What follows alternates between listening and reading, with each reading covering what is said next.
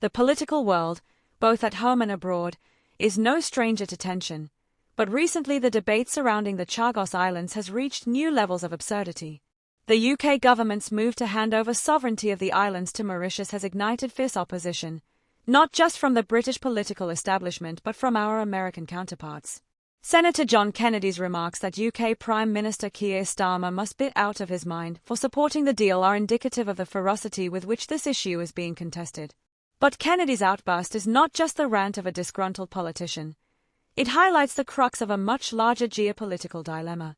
By handing control of the Chagos Islands back to Mauritius, the UK risks gifting China an open invitation to increase its influence in a region of immense strategic importance. Let's face it, this is not about righting historical wrongs. This is about national security. Diego Garcia, located on the Chagos Islands, houses a vital military base for both the UK and the US.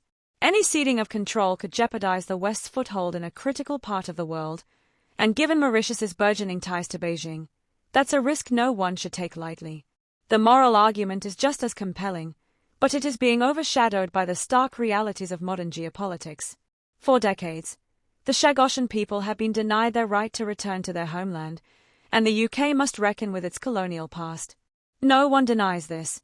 But the stark truth is that no amount of reparative justice can put national security at risk. If the UK's foreign policy is to evolve, it must evolve in ways that acknowledge both historical injustices and the present-day power dynamics that threaten global stability.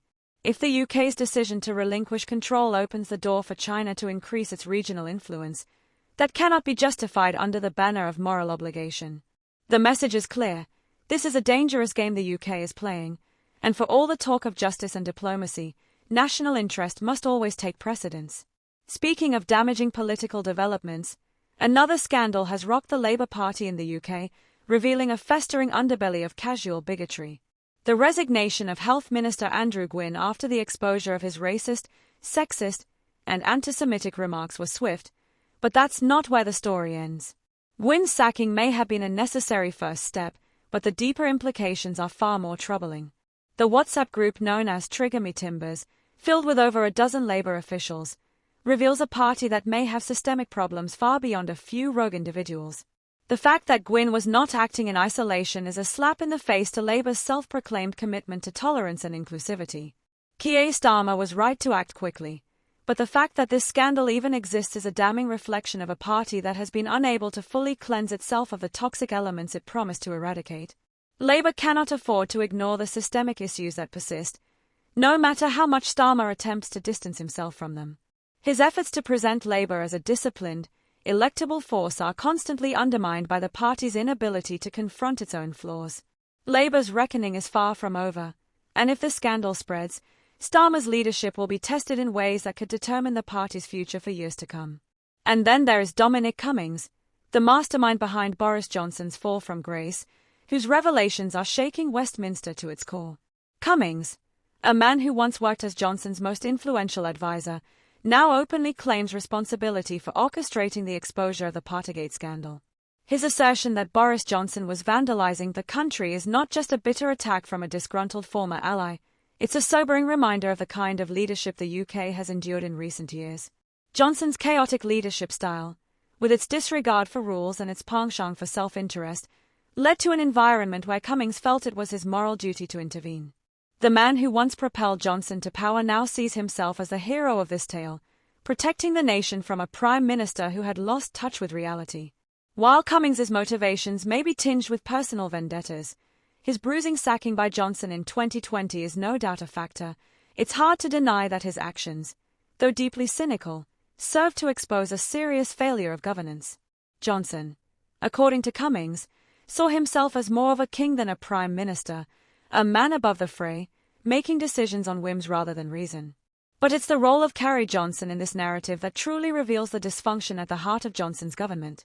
Cummings paints a damning picture of Carrie as the power behind the throne, manipulating Johnson and taking control of Number 10. If true, this suggests that the UK was being led not by its prime minister, but by a group of self-interested individuals who sought to push their own agendas at the country's expense. As much as one might want to dismiss Cummings as a bitter former insider, his assertions resonate with the broader dysfunction within the Conservative Party and the government it leads. The party, once a beacon of stability, now teeters on the brink of irrelevance. Johnson's legacy is one of disarray, and the bitter infighting within his own ranks reveals a party that has lost its way. Whether or not one agrees with Cummings's actions, it's clear that the man knows how to shake the system to its core. The question now is whether the UK's political establishment can ever recover from the chaos that Johnson's leadership wrought, or if it will be forever defined by the dysfunction that his departure revealed. In both these instances, whether dealing with the Chagos Islands or the Labour scandal, one thing is certain: British politics is in disarray. The country deserves leadership that puts the nation's security and integrity first, not one that is distracted by personal vendettas, historical grievances, or power struggles.